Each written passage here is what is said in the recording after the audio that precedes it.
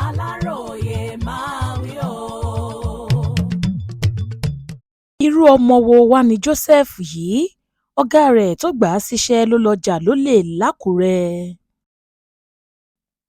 ọmọkùnrin kan tí kò tí ì ju ẹni ogún ọdún lọ, Otto-Abasi Joseph Etim, lọ́wọ́ ti tẹ̀ lẹ́yìn tó já ọ̀gá rẹ̀ tó gbà á síṣẹ́ ọlọ́dẹ lólè lágbègbè Alágbàká nílùú Àkúrẹ́.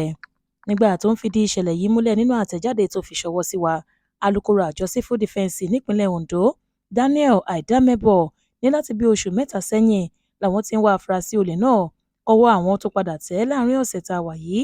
Aidamebo sọ nínú àtẹ̀jáde ọ̀hún pé iṣẹ́ ọlọ́dẹ ni Joseph ń ṣe, èyí ló sì jẹ́ kí láńlọ́ọ̀dù tá a forúkọ bò láṣìírí yìí gbà á kó lè máa bá wọn mójútó àyíká ilé rẹ̀, pàápàá nígbà tí kò bá sí nílé. Ọjọ́ 16 oṣù karùn-ún ọdún 2026 yìí ni bàbá onílé yìí tún jáde gẹ́gẹ́ bí ìṣe rẹ̀ nígbà tí yóò sì fi padà délé.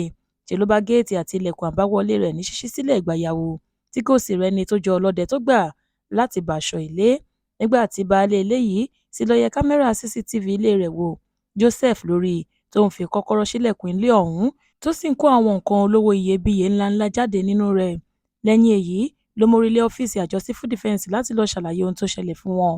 Àti ìgbà náà ni wọ́n ti ń wá afurasí ọ̀hún títí tí wọ́n fi rí i mú níbi tó sá lọ nílùú Èkó, ìyẹn lọ́jọ́ 13 oṣù kẹjọ tá a wà nínú rẹ̀ yìí, lẹ́yìn oṣù mẹ́ta gbáko tí ìṣẹ̀lẹ̀ yìí ti wáyé. Nígbà tí wọ́n fọ̀rọ̀ wá a lẹ́nu wò, afurasí ẹni ogún ọdún ọ̀hún ní kọ́kọ́rọ́ àgbélẹ̀rọ kan lòun lò láti fi ṣí ilẹ̀kùn ilé ọ̀gá òun. Lára àwọn nǹkan tó jí kó nínú ilé náà ni fóònù Samsung A30 kan, Tecno Spark 40 kan, kọ̀ǹpútà àgbélétàn, tábúlẹ́ẹ̀tì àwà, ọ̀pọ̀lọpọ̀ aṣọ, sọ̀wédowó àtàwọn ẹrù míì. Joseph ní ilé ìtajà Olúkáyọ̀dé tó wà lọ́jà ọba lákùrẹ́ lòun ti ta gbogbo fóònù tí òun jí kó, tí òun sì lọ lu kọ̀ǹpútà àgbélétàn àti tábúlẹ́ẹ̀tì ọ̀gá òun tà ní Gbàǹjo ní Computer Village tó wà níkẹjà nípínlẹ̀ Èkó. Aidamebo ní àfúrásì yìí ṣì wà níkàáwọ́ àwọn òṣìṣẹ́ àjọ náà tí wọ́n fọ̀rọ̀ wá a lẹ́nu wò lọ́wọ́.